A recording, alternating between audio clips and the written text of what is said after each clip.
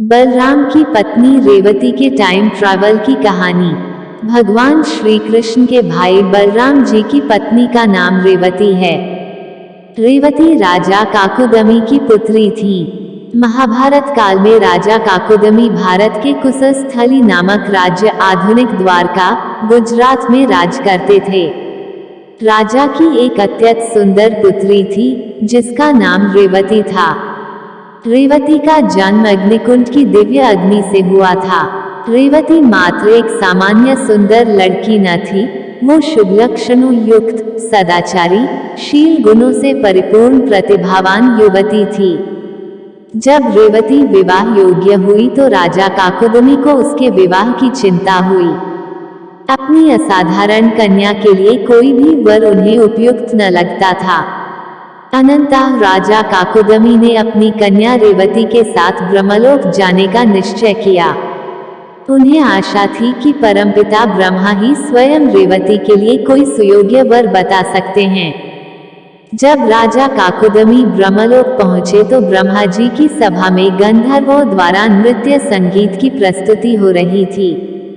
राजा काकुदमी ने विचार किया कि इस कार्यक्रम के समाप्त होने के बाद ब्रह्मा जी से वो अपना आशय प्रकट करेंगे। कार्यक्रम समाप्त होने के बाद राजा काकुदमी ब्रह्मा जी के समक्ष पहुंचे, उन्हें झुककर प्रणाम किया और उनसे अपने आने का कारण व्यक्त किया। साथ ही राजा काकुदमी ने कुछ संभावित वरों की एक सूची भी ब्रह्मदेव को दी। ब्रह्मा जी उनकी बात और वह सूची देखकर हंसने लगे। ब्रह्मदेव बोले, हे राजन, समय की गति अद्भुत होती है। ब्रह्मांड के अलग अलग स्थानों में समय की गति अलग अलग होती है। जितनी देर आपने ब्रह्मलोक में प्रतीक्षा की और समय व्यतीत किया, उतने समय में पृथ्वी पर 27 युग बीत चुके हैं। अब ये सूची किसी काम की नहीं, क्योंकि ये सभी वर तो पृथ्वी पर वर्षों पूर्व मर चुके हैं। इसके बाद ब्रह्मदेव बोले, हे राजन, अब आप पिता पुत्री ही शेष बचे हो।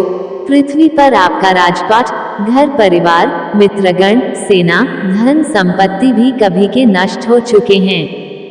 आपको तो अब जल्द ही अपनी कन्या का विवाह करना पड़ेगा, नहीं तो कलयुग आने वाला है। राजा काकुदमी यह सब जानकर दंग रह गए और किंकर्तव्य विमूढ़ से हो गए। तब ब्रह्मा जी ने उन्हें दिलासा दिया और बताया कि इस समय पृथ्वी पर स्वयं जगत पालन करता भगवान विष्णु कृष्ण और बलराम के रूप में विद्यमान हैं।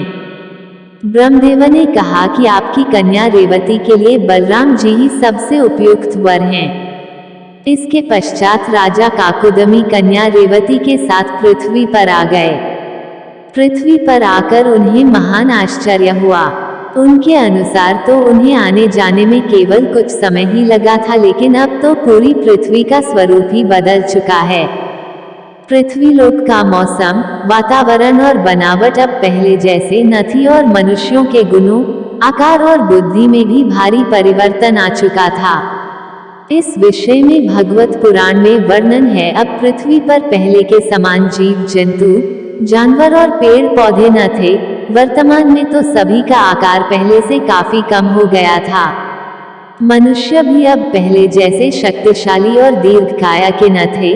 साथ ही उनकी बुद्धि और आध्यात्मिकता का भी काफी ह्रास हो चुका है। राजा काकुदमी अब बिना देर करते रेवती के साथ बलराम जी से मिलने पहुंचे और उन्हें सब बातों से अवगत कराया। रेवती और बलराम अवश्य ही एक दूसरे के लिए सुयोग्य वर थे, लेकिन एक छोटी सी समस्या थी।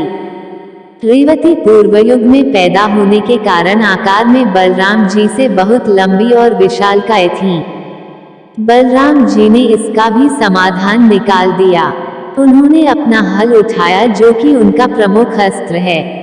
बलराम जी ने अपने दिव्य हल से राजकुमारी रेवती के सिर और कंधों को स्पर्श कराया। क्षण भर में ही रेवती का आकार घटकर बलराम जी के लिए उपयुक्त आकार में हो गया।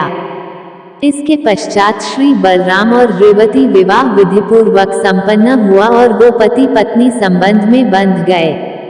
ये पौराणिक समय यात्रा की कहानी एक आश्चर्यजनक प्रमाण है कि हमारे पूर्वज समयकाल यात्रा से अनभिज्ञ न थे।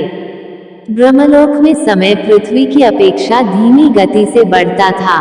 कहा भी गया है कि ब्रह्मा जी का एक दिन और रात 2 कल्प के बराबर होता है। 2 कल्प करीब 8 करोड़ वर्ष के बराबर होता है।